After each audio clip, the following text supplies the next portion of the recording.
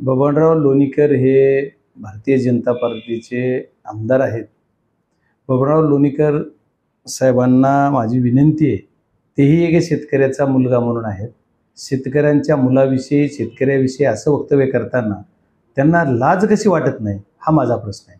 कारण जर असं म्हणलं जातं आहे, त्यांनी काय मग त्यांचं बघितलं बऱ्यापैकी टीव्हीला पण काल रात्री कुठंतरी होते, की बबनराव लोणीकर म्हणतात की आमच्या पैशाच्या जीवावर तुझा बाप जिवंत आहे. तुझ्या मुलाला तो ही जी कार्टे बसून बोलतायत त्यांचे कसं असं एवढं जेवढं असं बेताव वक्तव्य करायचं काम जे करतात, यांना एक तर सत्तेचा माज आहे किंवा यांना सत्तेची मस्ती आहे. यांची मस्ती जिरवायला लोकांना वेळ लागणार नाही. लोक याचा हिशोब नक्की करतील. यांना जी आता सत्ता आली, परत निवडून आल्यामुळे त्यांना तसा माज आहे आणि सत्तेत बसलेलं यांचं सरकार असल्यामुळे यांनाही एवढा जी चढलेला माज उतरवायला लोक कमी करणार नाही. अपेक्षा आपण करणं स्वाभाविक आहे. आपण काय करू शकतो, यांच्याकडून अपेक्षाच करू शकतो यांनी असं केलं पाहिजे, पण हे असं करणार का? हे यांचं काहीच करत नाही. ह्यांनीच बोलायला लावायचं, ह्यांनीच काय काय बोलतील काय काय नाही. काही लोक पाळलेलेच आहे, तसं हे बोलतात. मुख्यमंत्री महोदय याच्यावर काही कारवाई करणार नाहीत. मुख्यमंत्र्यांना याची सहमती आहे का हे कळणार नाही. कारण असं बोलणारा जर समर्थनच असलं पाहिजे यांच्याशिवाय कसं बोलतात. यांच्यावर साधं यांनी दिलगिरी सुद्धा व्यक्त केली नाही आत्तापर्यंत तरी माझ्या माहितीनं.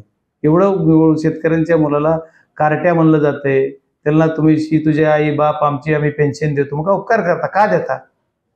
मतासाठी लाचारी पत्करायला लावायचं काम करताय का तुम्ही आम्हाला? आमच्या शेतकऱ्यांच्या मुलाविषयी, शेतकऱ्याविषयी का तुम्ही आम्हाला लाचार समजता देताय? तुम्ही त्यांचा अधिकार आहे. या भारत देशामधील जेवढे काही पेन्शनदार शेतकरी आहेत ते अन्नदाता आहे. सर्व शेतकऱ्यांच्या जीवावर ही भारत देशात एवढं अन्न उत्पादन होत आहे आणि ते आपण एक्सपोर्टला सुद्धा जातो, ते शेतकऱ्यांच्या जीवावर. अशा या मायबाप शेतकऱ्यांना जर हे असे वक्तव्य करत असतील तर यांचं बेताब वक्तव्य पूर्ण संपवून यांची मस्ती उतरवली पाहिजे. काय वाटतं एकंदरीत? नाही, मला बबनराव लोणीकराविषयी बोलायचं म्हणजे भारतीय जनता पार्टीचे बरेच नेते असे बेताब वक्तव्य करतात. या वक्तव्याला कुठेही लगाम नाही.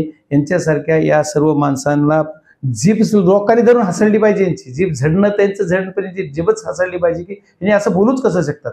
की मायबाप शेतकरी हे सर्व जगाचा पोशिंदा पण शेतकऱ्याकडे बघतो. आपला भारत देश कृषीप्रधान देश आहे.